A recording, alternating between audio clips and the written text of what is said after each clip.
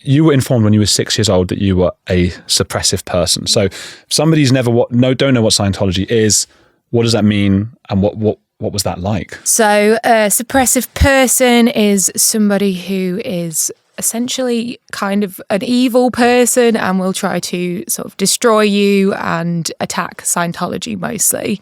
This happened when I was 6. My parents were having some like issues in Scientology. They weren't getting like the wins and things they were like promised. So I was pulled in for a security check, which is a sort of interrogation. And they told my parents after this that I was a suppressive person and that their next action was to either handle me or disconnect from me. Oh my God. So you're right, parent, it's not going well, and they're thinking, what could it possibly be, I suppose, which you can get in any kind of religion, because the idea is, I guess, in most religions and cults and things, there must be a reason for everything. It couldn't just be. The randomness of the universe is too much to bear, and they focused on you. Yeah, so they like look around who's around you, like what person is in your life that could be causing these problems. And yeah, it was me apparently, so. That's the hardest. This is why I say it's one of the most shocking things I've heard, because I can't even begin to put myself in that position. When you're 6 years old, you're supposed to be, often too much heralded by your parents and brought up and told you're the most special thing in the world. What was that like for you? Do you remember how you felt at the time to be told that?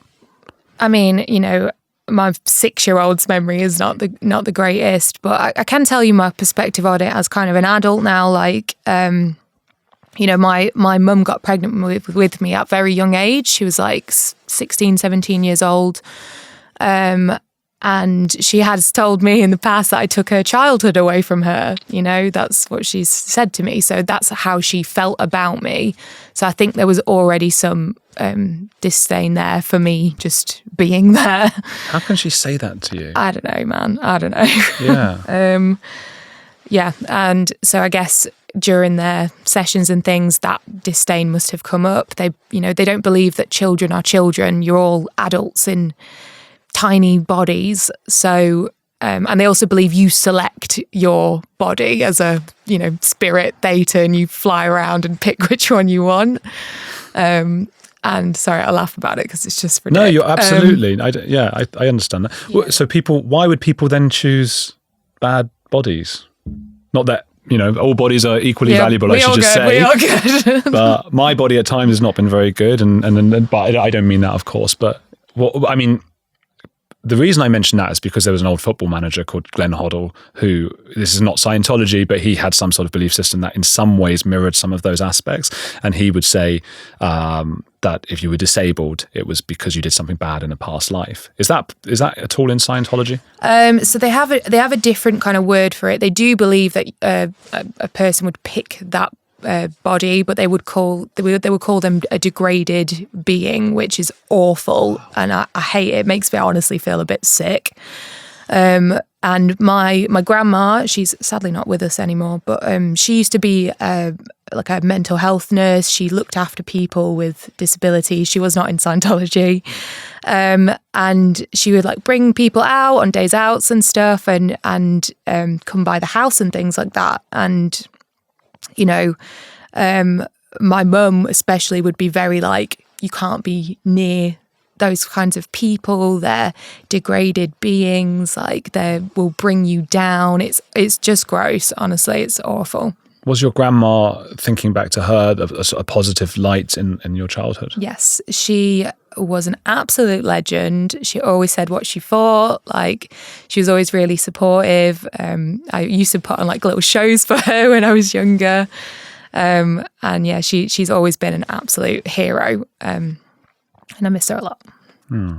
Well, I can imagine. Yeah, she must have been such a huge part, given how your mum. I don't want to be. We've just started this interview, so I don't want to be all judgmental. Yeah, of course. And my whole point is to try and understand and not judge.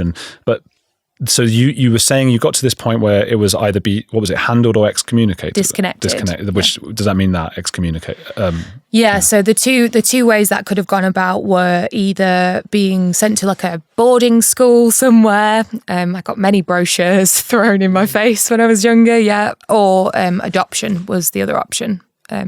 I just find this so so you were being handled then. That was what they went with. And what does that entail? So it's essentially this is my dad's words of it. He said that it's to stop the troublemaker causing trouble, make them either sign up to Scientology or get them to at least stop causing trouble in whatever way that is. It involved lots of e-meter auditing, which is their sort of lie detector thing. And you're just asked a bunch of questions and you basically have to reveal whatever your evil intentions are. When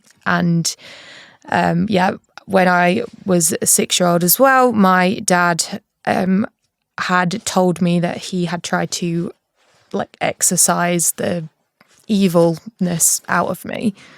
So they'd performed exorcisms on you. They've made you they've forced you to come up with sort of lies about bad things that you've done. This is why I think, and I've, as I was saying to you before, I haven't decided on a title for this video yet, but it might involve something about torture. Do you feel, in a sense, you were tortured as a child? I do. I don't There's this whole thing of being a victim of something is really bad, and I think even to this day I still kind of struggle with it, and I don't want to I don't want anyone to feel sorry for me or anything like that. But the things that I went through were awful. I suppose that's a really difficult dynamic, or that's you don't want to. I understand that feeling of not wanting to feel pitied because it's the horrible feeling, and at the same time it's like this awful. Let's not ignore what's happened, right? You don't want to. You can't just I don't want to be a victim, so that didn't happen. And so what? I guess you can't remember being 6, of course. I don't even remember before I was 12, really. I do remember the exorcism, though. That was one of my first memories. Right, yeah. Okay, so tell me about the exorcism, because I did for those who don't know, a documentary about exorcism, which we were talking about before off camera. I knew he was going to ask me. I was like, he'll ask me about that at some point. Yeah, I did make notes about that. Just because it's just such a fascinating thing, but also so tragic when done to people. I've seen it done to adults. I can't imagine it being done on a child because it's so aggressive. How was yours? How were you set up in that? Yeah, so I mean, I've seen your documentary, and it's not so intense with crosses and things like that. And it's something that I have remembered for ages, and I hadn't spoken to my dad for about 10 years, and he got in touch with me about 2 years ago. So I asked him, I was like, look, I really need to confirm, did this really happen? Because I can remember it, but did this happen? Really? And you're just like, what? And basically I was, I would be upstairs on my bed, and he's an OT 5, which is a high level in Scientology, and it's once you learn about body thetans and all of that jazz. It was past Lord Xenu, which I think is OT 3. Yes, yeah, he got past that and was like, yeah, man, of course it happened. Of course there was a Xenu.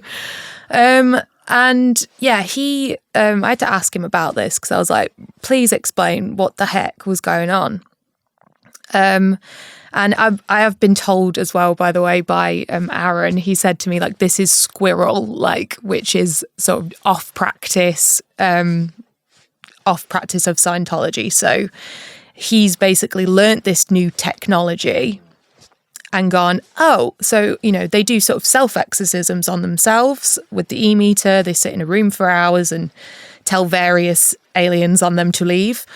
And he then thought he could do this to me. So when I asked him to explain it, he said, basically, we wanted to get rid of this evil personality we thought was in you.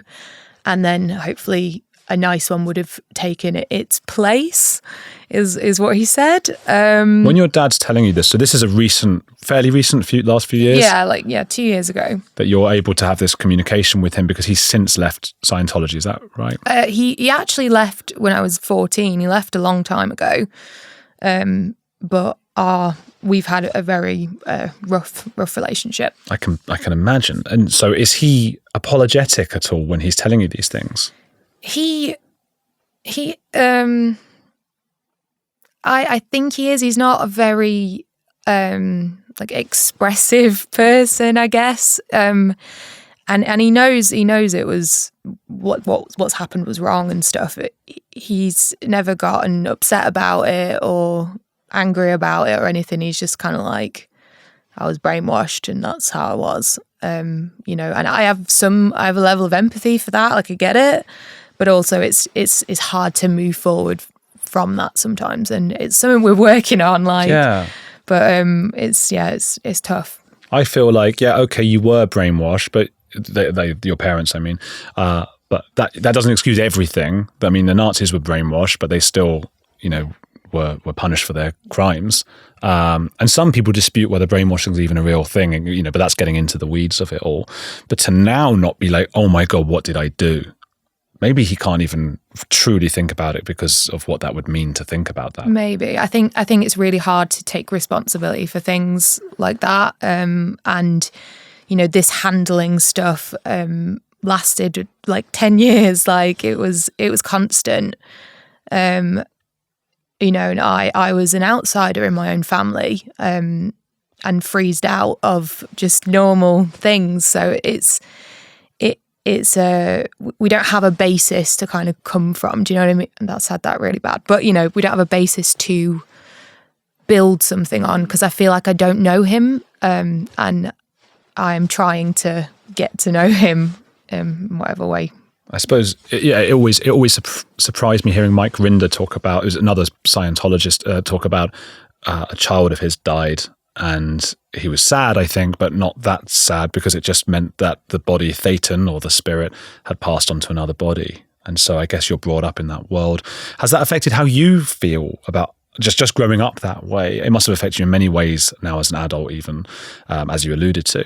But has that affected how you think of people? Is it hard for you to have relationships with others? No, man. Like I love people. Like I've got brilliant friends. Like I've always had good mates. I've always been a bit like, a bit boisterous, I guess, but funny. Like I've always loved to be with people and have a laugh and stuff. I will say, I think as an adult, there's things like arguments. I can't do them. Like I actually can't do them. Like we used to do these like training routine things where you sit and have to have things yelled at you and just stare and stuff. I did loads of that stuff, and it kind of teaches you not to chat back. And I would never ever dream of like back chatting to an adult when I was younger or anything. And even now I cannot do arguments at all. I hate it. I will stand up for myself now. I will say that, like, I back myself up when I know what's going on. But yeah, I struggle in conflict stuff, and also, like I said, being a victim. Like in my head that feels like a really bad thing, and like you're sort of less of a person if you're that, which I know is not true. And it's why I'm trying to come out here and say my piece and put my story out. Is that to do with the Scientology phrase, you pulled it in? Yeah. So if you get like ill, or if you're not doing well, something bad happens to you, literally if you get hit by a bus, you pulled it in, like you made it happen. So yeah, anything from a cold to if someone hurts you, it's something you've done has made that thing happen. So it's like justifying bad action from other people. So if somebody hurts you, they can justify it because they'll be like, well, what did you do to make that happen? So yeah, it's just all very twisted. So do you have those memories you were saying before of the exorcism that you had to piece together through your father a little bit? Yeah. What do you remember? So I was laid on my bed basically, and he was shouting at me. They used something called Tone 40. You might have seen video clips of people shouting at ashtrays. Oh. And it's this really loud shouting basically, and it's about commanding and demanding. So he's yelling at me, not even at me, at my body thetans to leave. And yeah, I just remember it being really scary. It was scary. I was being yelled at for no reason. I didn't know what was going on. And it also didn't work. So Yeah. So were you hoping at the end every time, like, or has it worked? Like at that exorcism thing, I only remember it happening once. But I did have these e-meter sessions afterwards, which are hours and hours of questions. And it basically doesn't end until you give the correct confession. Okay. And did you start to learn what that would be? Yes. It essentially was that I wanted to destroy my parents' marriage. I wanted to make my two younger brothers fight with each other. I wanted their business to fail. And I wanted to destroy Scientology and cause intentional harm to everybody that I know, basically. It feels like it's about more than Scientology then. And it felt like your parents just maybe were not happy at that stage and just had, because the first 4 or 5 things you said had nothing to do with Scientology. It's just you're to blame for your parents. Scapegoating. Man, what does that feel like to be that child? Oh man, like I think I dealt with it in the best way I could. Like I was trying to fix it, I was trying to fix it all.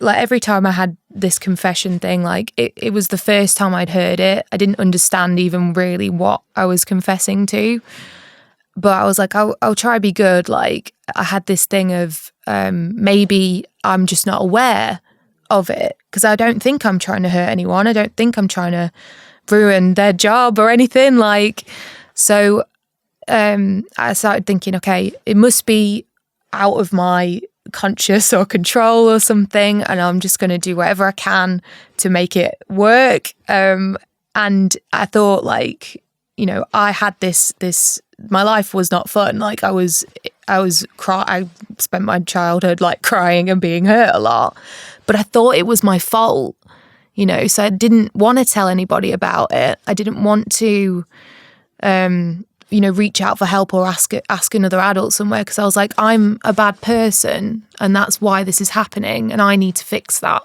Did you try and speak to your grandma about it? No, she was always just a fun person for me.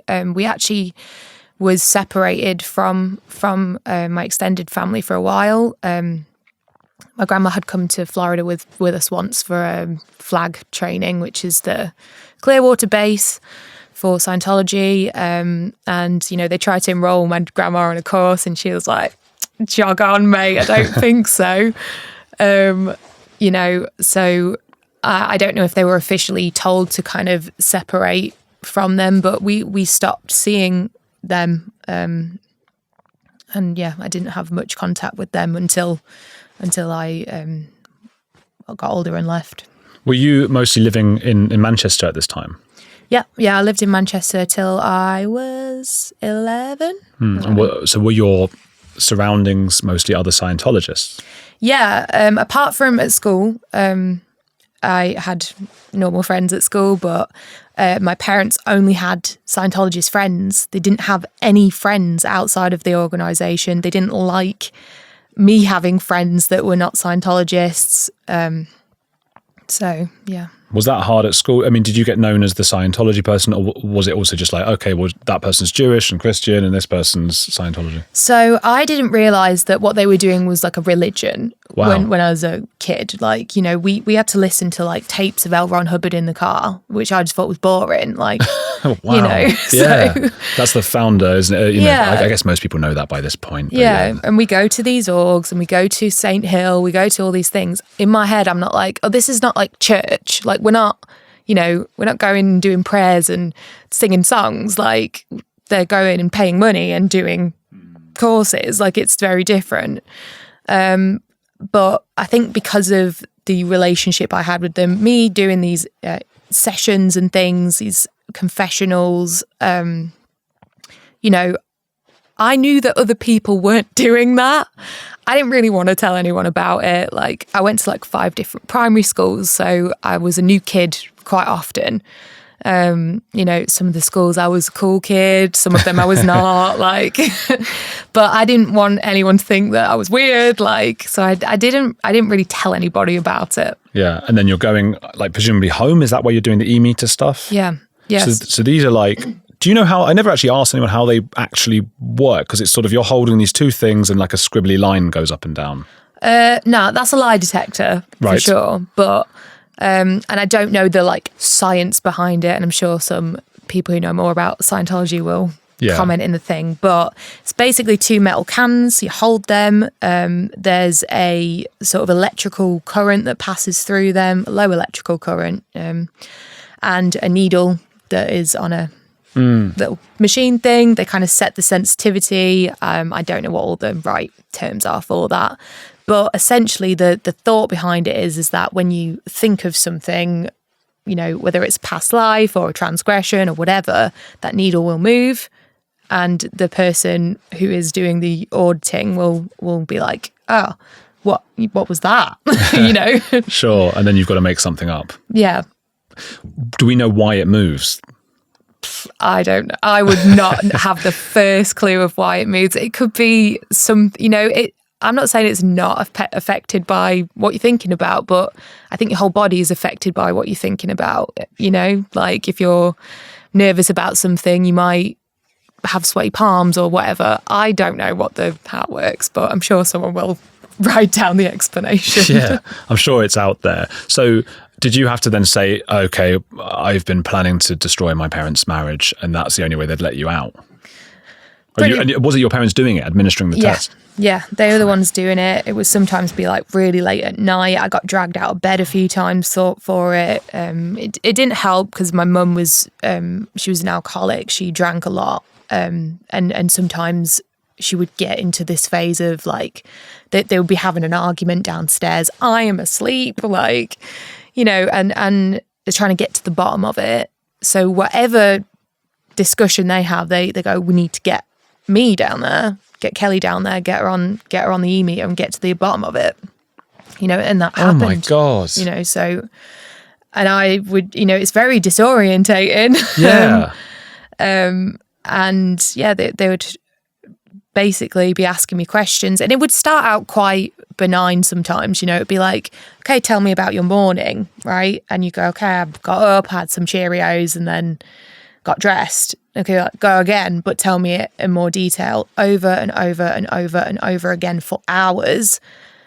And somehow you're supposed to get from there to, yeah, I have evil intentions to destroy your marriage. Like, you know, and they would often tell me that. They'd be like, is it that you want to do this? And I'd just go, yeah, you know, that's kind of how it would get there because I just didn't think like that. I never had that thought in my mind. So I suppose it's quite a remarkable tool for parents or a couple to have whenever they're arguing. It can be like, look, we're at loggerheads here. It's probably her fault. Get her down on the, you know, and then we can, you know. What about was it two brothers? Were they, you know, considered responsible for everything that went wrong in your parents' lives as well? No, so I had the joy of being the eldest child. I know, so I had two younger brothers, and we were kind of all in the same boat. You know, we're not doing courses as such. Like we're involved in Scientology. We're all having these things, but I don't remember them ever getting e-meter checked. We all had to do a version of the Purification rundown though. What's that? So it's a sauna program essentially. There's this belief that you have all these toxins in your body from, you know, like radiation and cleaning products and alcohol and all this stuff. And it's supposed to be stored in your like fat cells in your body. So you can go in a sauna for 5 hours a day for like, well, there's no actual set time period on it. Could be 5 weeks. It could be 5 months. Who knows? And you're supposed to do this before you can do any other training on Scientology. Now, I have my own theory of why they do that. But why? Well, I don't know. I don't want to say something and be like, oh, that's wrong. But I think they do it because I just think if you're in a sauna that long daily, and you know you're taking all this niacin, which is awful, by the way. What is that? It's like a supplement, I guess. And you take it in such high doses that your skin gets really red, gets really itchy. Like, it's not fun, and you're not supposed to do that. I think it's like quite carcinogenic as well. Like, it's not good for you. But I think if you're doing that kind of a program, it's quite intense physically, I would imagine, to do it for months at a time.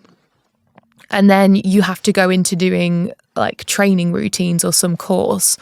Then, you know, that's going to seem easy. I think people are a bit more suggestible then, or like weakened down a bit. Yeah, like, you're worn down by then, aren't you? Yeah, and I think it's presented sort of like an initiation or cleansing, kind of like baptism or something, you know.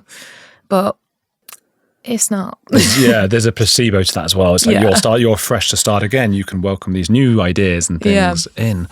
Man, and 5 hours a day. Yeah, so we did it as kids. We didn't do it in the Scientology building. My parents bought a sauna and put it inside the house. I'm pretty sure we didn't do 5 hours straight a day. Like, you know, I'm 9, they're like 7 and 8 or whatever. So, you know, we did a few hours in it at least. It was something that was mandatory. We had to do it. And it sucked. Was that because I like saunas, but I get out after 15 minutes? That's too much. Even 10 minutes can be a lot. Was it excruciating, like the heat? From what I remember, yeah, like, you know, it was kind of like you could come out if you had to, but you needed to go back in. And it was also like, if we didn't do it, then we weren't like trying to do it. You know, we weren't trying to do what my parents wanted, or at least what my mum wanted. She was like homeschooling us at this point. We had a bunch of Scientology books. We did have a couple of like school books, I think, but you know, it's amazing to have qualifications. But yeah, she was trying to basically teach it to us herself. So those training routines, the purification rundown, we were doing it at home. You know, they were doing it in Scientology and were bringing it into the house. You know, and it's I said it in the beginning of the video that I made. The point of it was to show how that doctrine and how that can be brought into a household and how it can affect it. So, you know, whilst it wasn't me in those buildings doing it as a child, it was, you know, my dad was an OT5. He was up that bridge. I was like, yeah, we bring that home and we do it here. Man, and that's what Erin was saying is squirrel, because I've heard squirrel a lot. Squirreling, sort of a DIY take on Scientology that won't be official, and it probably has some extra bits and pieces in and whatever. That seems mad. And so at what age did you start to, and it's so hard when you're brought up in that environment, you know, but did you start to question some of this stuff? Yeah, well, for me, like I didn't really like buy into it anyway. You know, I'd been to like St. Hill and stuff, which is one of their buildings. It's in East Grinstead. You know, and they'd be like, look at all these, like, that's an OTA over there. Yeah. And I'm looking and they're just like, hi. And I'm just like, this is weird. Like, people aren't like this, I swear. You know, because if you're not happy, then there's something you're doing that's wrong. So they're all almost overly positive and overly smiling. I don't know. Like, I just found it a bit odd, I guess. And because I was being told what I was thinking, I was like, I'm not thinking that. I've never thought that in my life. So this ain't gonna work for me. And the sort of entry point for us was to start a course, do some of that. And I didn't enjoy any of it. I didn't like the training routines.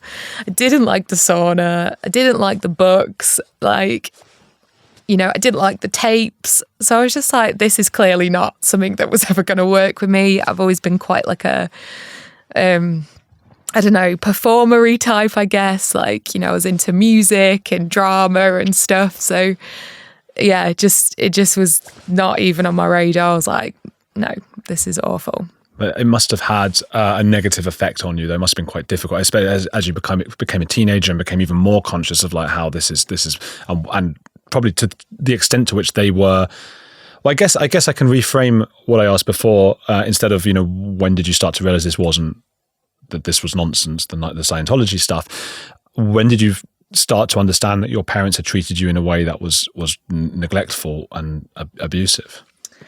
Honestly, it took me speaking to somebody at school with what was going on, and I didn't want to talk about it, but I was really down. Like, I always say to people, I had this like double life, because I'd go to school and people were nice to me and things were fine, and I'd go home and it would be the complete opposite, and I was this evil, horrible person, having to make amends for all my transgressions. And I knew that's how they felt about me. There's a part of me that kind of thinks maybe I'm just a bad person, maybe the people at school will find out that I'm a horrible person and then they'll feel the same, but those people that I spoke to were just so kind to me, and I think even to this day, will remind me, be like, that wasn't okay, that was not okay. Or if I say we're having the conversation again, I have there's a wonderful lady who I won't put her name out there because I don't want to dox her in case anyone comes for her, but we'll call her Mork for now. And she ended up being my sort of guardian. I got kicked out when I was 16, and I needed someone to be my guardian. And both of my parents signed me over to her without ever meeting her. She's wonderful, and she's one of my closest friends to this day. But she always has been the one who's been able to tell me that wasn't okay, that's not, that wasn't right. Is that what led to you getting kicked out by your family? Because presumably then you've got to go home and they're saying, come on, we're having an argument, get back on the e-meters. And you're going, well, hang on, I'm not doing it. So when they asked me, I always did do it. They actually left Scientology when I was about 14. And, my dad had been going up the bridge, he was on 85, and he was like, oh, it's just more of this alien stuff. And he ended up going online and finding out about it. They kind of were both in a bit of a obsessive, oh my gosh, we've been lied to on the internet every day kind of thing. But they still had grown up with me who they hated for my whole life. So it was, I don't know how they could have undone that bit of it. If they admitted, oh, well, you're not, an SP is not a real thing. You were never that, and we shouldn't have done that. I just don't know if they could have got there, could have said that, they probably need some therapy first or whatever, but it was still not good between us. And I started being, I say rebellious, right? I wasn't going out partying or anything, but I did lots of concerts. I was in a jazz orchestra, and we'd have all these gigs and stuff, which is what honestly kept me alive. I adored it. It was a community I felt really valued in. And I would, I'd be told I was not allowed to leave the house, and I would just go. I would be I'm doing it anyway.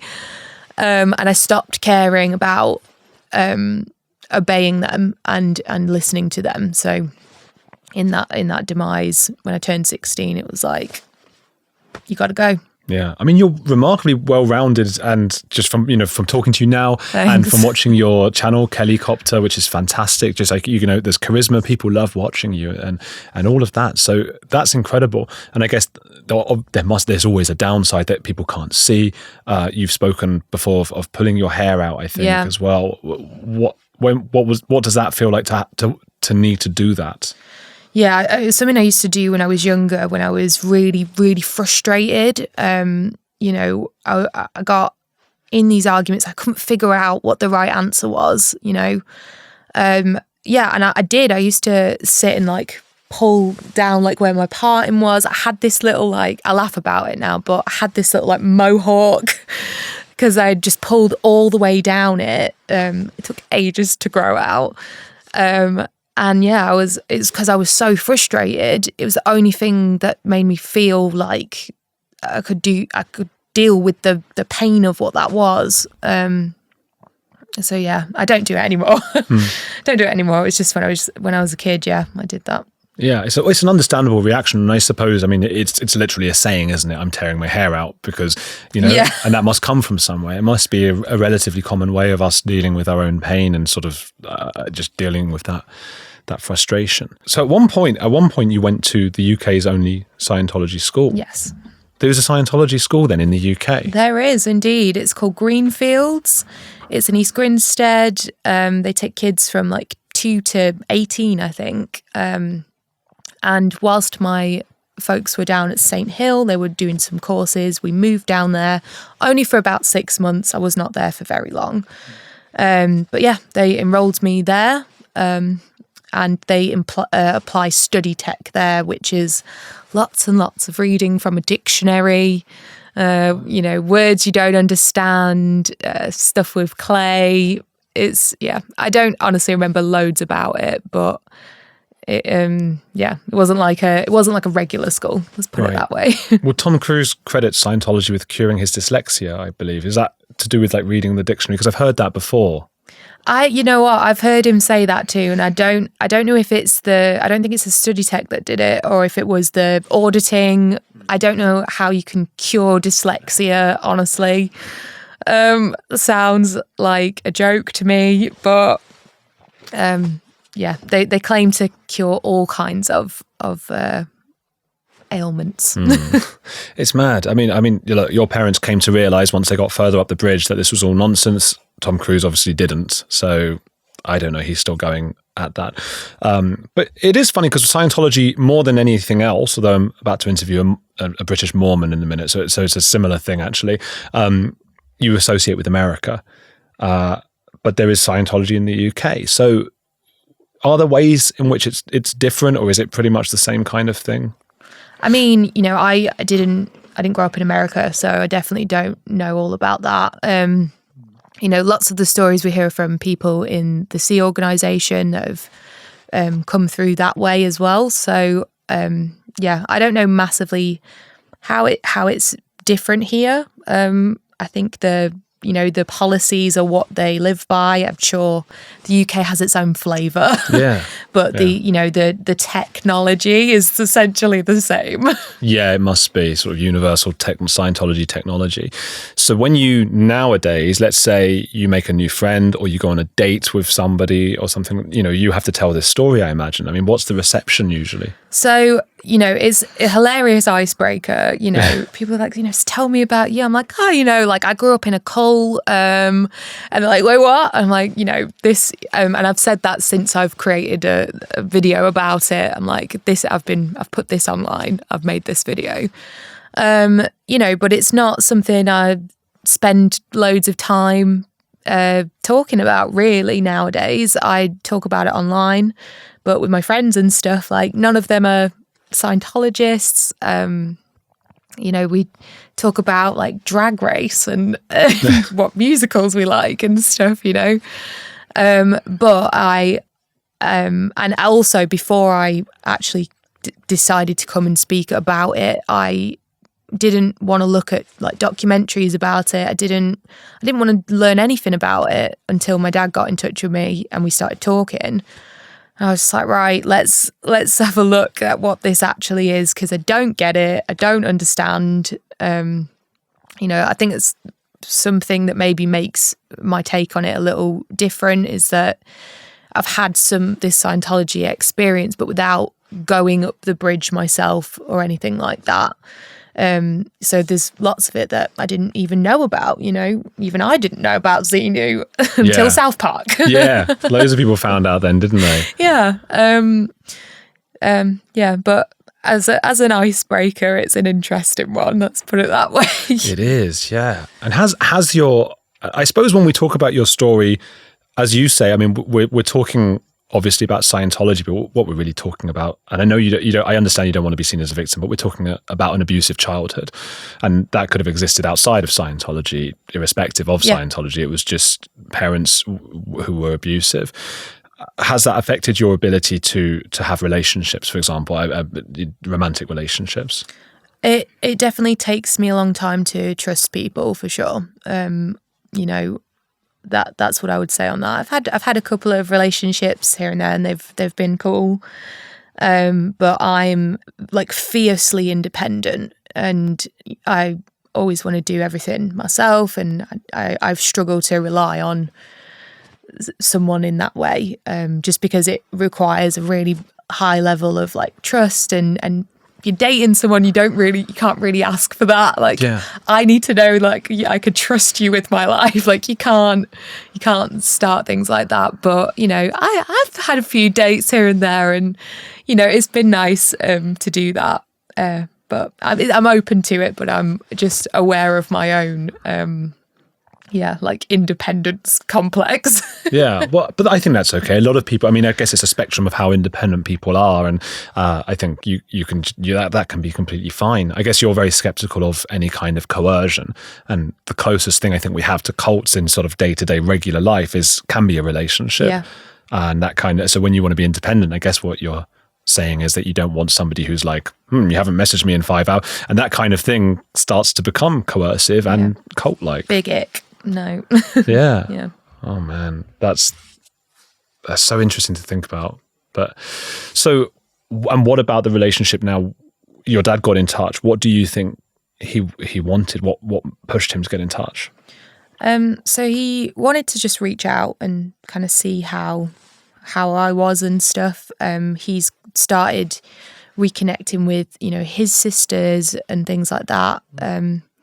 So I think he's just trying to take steps to sort of salvage whatever he can from it. And, you know, I think that's a good thing. And, you know, he's seen what I've made and stuff as well. He's seen that, and he's, like he said, he's proud that I'm speaking out about Scientology, even though he knows it doesn't paint him in the best light. So I think I have respect for that, and we'll see where it goes. It's just hard, I think, just to look someone in the face of, you know, that you know's hurt you, and to try and move on. It's a difficult thing, and, you know, it takes courage from both sides, and I'm trying to get there as well, if I can.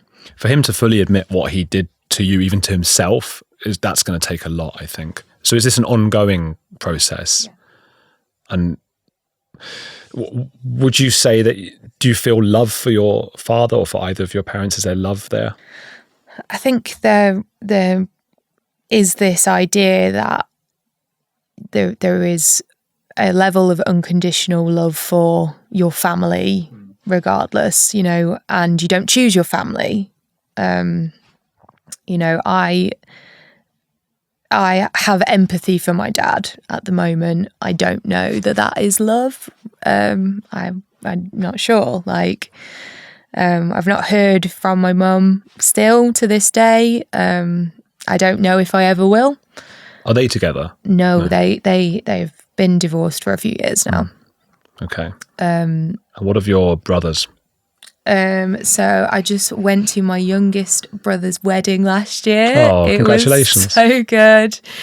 I was so proud to see him up there and happy, and I was just happy to see him do that. He got married in Denmark. It was very fun. Oh, nice. Okay, so you have a relationship with them. Yeah. That's fantastic. We're in touch, yeah. Okay, and then in your channel, just give us an idea. Why should people go? I know why they should go, because it's a fantastic channel. But should people go check out your channel? And it's just Kelli Copter, is that? Kelli Copter. I provide in-flight entertainment. I've been off YouTube for a bit. I am coming back and making some videos. So definitely come check it out. I've made a 6-part series about Scientology. And yeah, you can come check that out if you want. I will be looking into some of the kind of conspiracies, bit of mysteries, maybe some true crime, because I like those kind of videos. So I think that's the avenue we're going to head down as well. Well, as well as talking about Scientology. Yeah, of course. Yeah, it's very up my street as well. You make videos beautifully as well. Like you put a lot of care into them. So yeah, I would just say, people, do go check out Kelli Copter. It's a really fantastic channel and it's worth your time. Go subscribe. Just even if you just want to support my guest, go subscribe to that and keep watching. I'll put some videos here. Hit the like button as well. I always forget to say that, but there'll be videos up everywhere above our heads and things about Scientology. So get onto those.